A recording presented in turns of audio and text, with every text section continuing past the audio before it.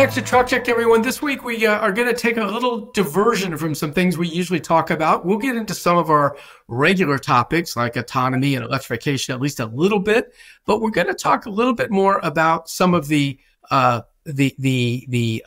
brokerage-related third-party TMS things that we don't always talk about here, but we're going to tackle it from a technology side with Matt Zimmer, who's the president of Zengistics. Now, I don't know if you call this a disclaimer or not, but Matt and I actually know each other pretty well because he is my sister's stepson. And we knew each other before I knew anything about Zengistics, and I still wouldn't pass a quiz. Today, he's going to help us all understand this better. Matt, thanks for joining us on Truck Tech. Alan, I appreciate being here. Good to see you. Well, you had an opportunity to do it with the Gonzo journalist among us in Dooner back at F3 last year, and you had a chance to talk a little bit about your business. I want to know about Zengistics. I want to start with what I think might be the obvious title. I'm not sure. Maybe you can sort of unpack where Zengistics came from. Yeah, I mean, it was before my time, but I know the founder of Zengistics really well, and really where Zengistics was built is a peace of mind around transportation and solving challenges for the customer. I think it's been in our DNA since the time we were formed to decommoditize the commodity, be more than just someone who just runs a truck for a customer, and being someone who actually solves your customer's problems, is helping their business grow and emerge. And at the end of the day, some peace of mind so they can sleep better at night, and we handle the difficulties and the challenges of the day-to-day. Well, I like the term. It's something you've got to further unpack for me, which is the commoditizing the commodity. Yep. I know you do a lot in the beverage space. I'm aware of that. It really does come down to sort of deciding which beer goes where and when, right? Yeah, for sure. I mean, I think as a brokerage starting out, I mean, you're against some of the biggest guys out there in the world. I mean, these are all formidable competitors. And when I joined, and I came from outside of the industry, and when I came to Zengistics, I kind of looked at this and said, how do you go toe-to-toe with the biggest guys in the world that have scale, balance sheet, cash, and all that stuff? And where we kind of really started focusing early was, how do we just add value in different ways? And we did two things. One, decommoditizing the commodity, which to us is, yes, we move trucks and we're a broker, but how do we offer advanced services? And a lot of that's through technology, but a lot of that's through route optimization and true more supply chain stuff. And then number two is, what are the niche markets that we can separate ourselves in, add more value than just covering trucks? And beverage is the one that really emerged. We found out that we learned a lot about it. We learned about our customers' demands, what their cost requirements were, how the reporting requirements were. And we built a lot of our technology and a lot of our operation focus around really listen to what the customer needs versus us trying to go in with what we think is the right way to approach and going that way. And what we found is we built a really strong book of business. It's a lot larger than beverage, but beverage is a main play in our business today, around thinking about more of that technology consultancy while being able to still be their freight partner. Okay, so if we think about beverage, we think about any kind of freight movement, really. A lot of things that I know are things like, lane density and things like that. I presume that's all part of what you're working on is figuring out, how can we, fill up this particular lane with product and things like that. Now, I guess I should mention that, being part of TriMac, you told me that, you're really kind of the only non-asset that they have. They're an asset company. They bought a non-asset, and, they obviously are looking to you to do what? Make some revenue, right? Correct. And you're doing that, by the way. We're doing that very well. So as you think about sort of that TMS work that you're doing, and I know you have Turvo behind you in terms of the technology backbone, if you will. Is that an accurate way to put it? No, absolutely. Yeah. I mean, Turvo is what you would consider our ERP, right? It's our main system that we run. Where Turvo, I give them a ton of credit over the last couple of years have really opened up the technology to more APIs. So inside of Zengistics, we actually have 16 different software applications API'd into Turvo. Everything from automated order entry to work on the carrier fulfillment side, all the way back in through finance and back office and compliance. And so really how we've tried to build our organization is, We consider ourselves tech driven, not a digital broker. We are not removing the human from the experience. Actually, the opposite. We are doubling down on our account management, solution orientation, push for our customers. So a lot of people on the customer side. But we believe inside of brokerage today that there's ways to automate order entry and ways to automate scheduling and better ways to use routing guides for trucking, and then being able to run through compliance and back office in a very technology-driven way that lowers our headcount and allows us to be able to spend more money in technology, analytics, and forward-facing customer. But Turvo has been a huge role in kind of the platform that's given us not only the stability, but the confidence to go build around it. Okay, I'm going to bring up AI because it still flummoxes me in some ways. I've written just a little bit about it, mostly regarding autonomy and sort of the competing philosophies there. When you think about AI, and I think you've kind of indicated that you're talking to potential partners and, Yep. looking at, some of what you've talked about, the smoothing out of things, presumably artificial intelligence can do that. Do you have one or two good examples of how it's already doing that? Yeah, I think this is one of the hot buttons. Anytime technology and freight come together, especially in the brokerage world, it's a hot topic. And AI, no doubt about it. And I think there's a lot of unknown, even on my part. Let's be really clear. And there's a lot of fear around what AI is, and that's that replacing a bunch of people's jobs and everything else. A couple examples where we're using AI today is we're using AI in sort of the scheduling functions of our organization, which you're scheduling on both the pickup and the delivery end of it.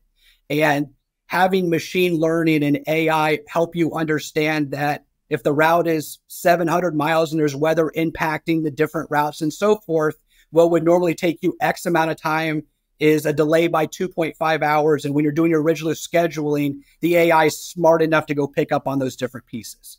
Sure. And order automation, right? Obviously, if it's very clean, the order comes over the same way. You can just parse out the data and it fills out Turvo in certain ways. But when there's new fields that come into play, or there's a miskey in one of the data, can the technology understand what it was meant to be, or understand that 7-digit code belongs down here into this field, and how to build out the automation that way? And so how we've been able to think about it and honestly get our employee base around it is, we don't think of AI and the technology that we're doing as a mechanism to replace a bunch of people. We believe it's a scalability platform that allows us to grow faster with less headcount, which makes us more competitive. And more importantly, the AI allows us to make better decisions for our employees in far faster time because it can parse so much data that gives our actual employees recommendations. We do that around lane information.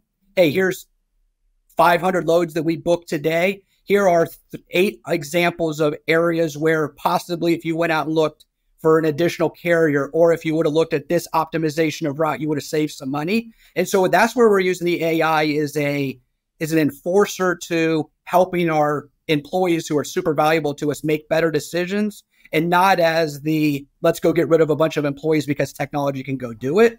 And so that's how we're kind of thinking about it. But there's no doubt it's changing every day. The amount of partners that we get reached out to constantly around AI is evolving. And it's a crazy world that's evolving very fast. And I'm trying to keep up to speed the best I can. But we're making small incremental gains. And to me, that's what's very important. There's no boil the ocean single lever that changes the game. Where does the data or the learning for AI in your business come from? Is it from existing loads and things like that, and it just studies what you've been doing and then builds from there?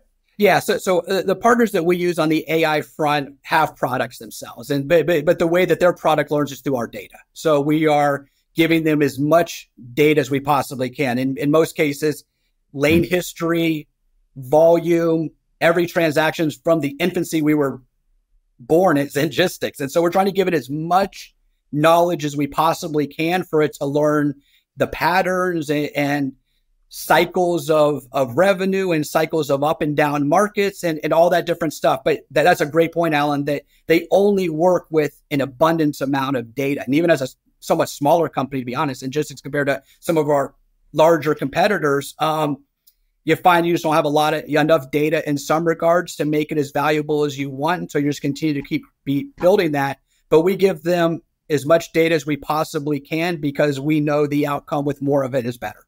Sure. And when I mentioned densification earlier, happy is one of my favorite words. I just think it's a great word.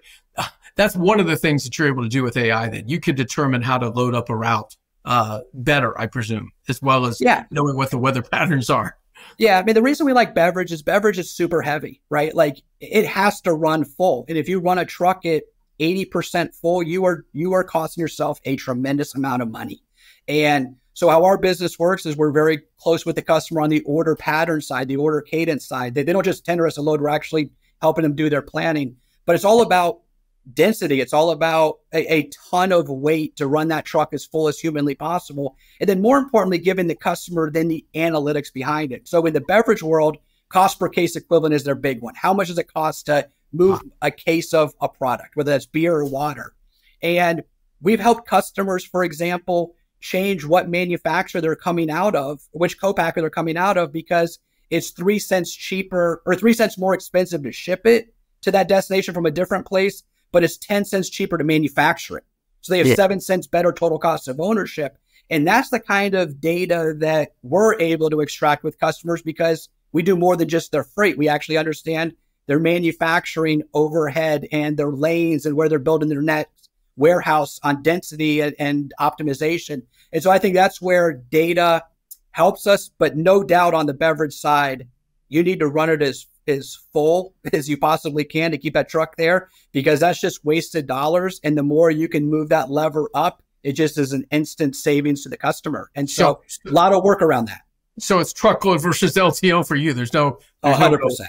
100%. We do LTL for sure, but you know this. I mean, once you get to 9 or 10 pallets, you might as well be paying for a full truckload. And so if you can do a 1-pick 3 drop or 1-pick 4 drop, I know it sounds crazy, but we do it. And you can get 4 LTL loads of 3 or 4 pallets on a full truckload. The incremental savings to the customer is viable, and it's material. Yeah. You mentioned first a Dooner, but I think you've said it too. Is that your best target, your target-rich environment is younger companies that are not so set in their ways and maybe focus on things like branding over technology. So you bring the technology package in and they get to focus on what they want to focus on. Is that oversimplified? No, it's 100% right. I mean, I'd love if Coca-Cola and Pepsi would call me, but at the same time, they built massive supply chains, and what we can offer them is probably just moving transportation. Where we can offer an emerging beverage brand is they want to put every dollar back into marketing and into brand. They don't want to build out an ERP. They don't want to build out supply chain teams. They want to outsource that stuff the best they can. Now, over time, they will insource that or find ways or be acquired someone bigger. But in their run, what matters to them is brand and marketing. And let's be really clear, getting product exactly where it needs to be at the time it needs to be there, which massive service requirements. But they don't have a bunch of appetite to go build and pay for a ton of analytics and supply chain teams to go do this. And so they're looking for partners who can come in and kind of make that work. And what we found is by moving more than just the freight, by being able to help them with planning, being able to help them with analytics and dashboarding, being able to help where to put their next warehouse or maybe their next co-packer from an optimization standpoint, brings tremendous amount of stickiness to us into that space. And I think it's why a lot of those emerging brands are fans of us, and we're obviously big fans of them, is because we're solving more, a lot more than what I think they came into the relationship asking for. But that's actually a major part of our strategy. And although we're great with the Fortune 500 companies, and we have a few of them under the umbrella, the relationship and what we do for them is completely different than what we're doing for some of these smaller beverage brands. We also have smaller medical and industrial customers that we consider managed transportation clients that look very similar to what we do in beverage. Yeah. So Trimac, though, as a trucking company, as an asset company, basically, they'd be happy to pull for Coke or Pepsi just on a normal, kind of trucking relationship, truckload basis. You're going to be a little bit more, shall we say, specific in terms of what you can offer, not just pick it up and put it down. Yeah. I think that's I don't know if it's the benefit or the non-benefit of being the non-asset, right? It's, we don't have a ton of overhead to go cover from truck. We have people and we have rent that we have to go pay for and everything else. But when you have your asset, you have to keep that thing moving at all times. That's your world, Alan, far more than my world in that asset world. But that's the key to that world is making sure your asset is running and you're be able to get a rate per mile that covers all of your overhead, critically important. So no doubt TriMac faces a whole different level of challenges than what we face, and I kind of stay focused over here. But they're incredible, organization to be a part of. But we're challenging different issues, and at some point, though, over time, as we get bigger in scale, they're predominantly oil and gas and bulk, oil and gas chemical, but bulk.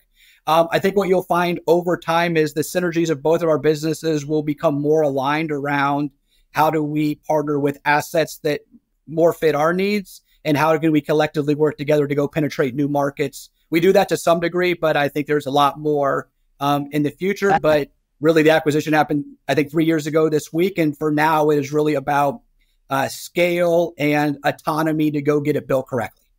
Okay, well, I'm going to go there, which is autonomy. And I know this is not strong suit because you're not spending time around trucks per se. Yep. But what we talk so much about, and I feel like if we can make a connection here, I don't know we can, around some of the technologies that are affecting the rest of the business, right? I mean, the electrification, either through battery electric or fuel cells or other drop-in fuels, natural gas, whatever. Do those things even reach your radar at what you do, or are you just kind of watching them and reading about them because they're there? A little bit of both. I don't know, like I say here and claim to be an expert on it, or we deal with it every day, but there's a couple things that we do deal in that space. Number one is emissions cut and the government mandates that are coming out our customers are talking to us about it constantly, right? Right. What are we doing from our carrier network, right? We have 10,000 carriers under network that we build. How are we thinking about electrifying the network, making it more green and everything else? And so that goes back to what I said before. The way we've been able to work it today, honestly, is by just running less loads because we're better at route consolidation. But that's only going to get us so far. So, well, it saves CO2 though, right? I mean, absolutely. Your number's 14%, I think. And if you take 14% of something out, then that's a win for somebody. Yeah, in many of our cases, when we take the business from the incumbent, we can run at about 8 to 12% less total truckloads than what they did before. So we're good at being able to do that. That gets you to a certain degree. So that gets us by some conversations. There's no doubt we are working with our carrier base on where they're moving. But where I do hear about it the most, though, Alan, is we have some customers that come to us that need us to broker their national freight and everything else. But in the beer space, they have their own local fleet that's doing the milk runs and stuff like that. Most of those guys are out in California. There is no doubt they are being pushed to convert all of their trucks over to electric or natural gas or different size of that. And so, although I'm not as purview into all of those, working with our customers and hearing about the challenges that our customers are facing and where their strategy and solutions are changing dramatically, there's no doubt that there is a big push around that. I think what we will see, though, in the brokerage space, especially at our size over the next couple of years, is the need to be able to continue to keep building diverse enough networks that people are bringing in different fuel types into that, because I think the customer requirements are going to start to mandate it more and more. And we know the regulations really thinking ahead on that. Yeah, I'm sorry to interrupt you. We know the regulations will do it, but my understanding is that a lot of times it's the end customer, the end user, who says, I've got a sustainability problem, or I've got some goals and I need you to fix it for me. Does that fly back on you guys, or does that go somewhere else? As I said, a little bit. That's why we work on the consolidation strategy so much. I think we're still out with the customers that we're dealing with a little bit out. That I think, I mean, you know how this stuff is probably better than anyone. It's like it's not here yet, so not everyone's all over it. Right.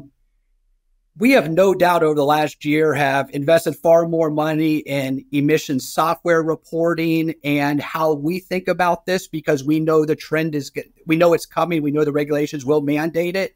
And we can't just get caught flat-footed So we're working through it, but we're still in the early stages of how we go think through that. But you're 100% right. This is going to be not only government mandated, but end user is going to start to mandate this is how I need my supply chain built, and people have to apply and adhere to it very, very quickly. We're moving ahead. There's no doubt we should be better at that.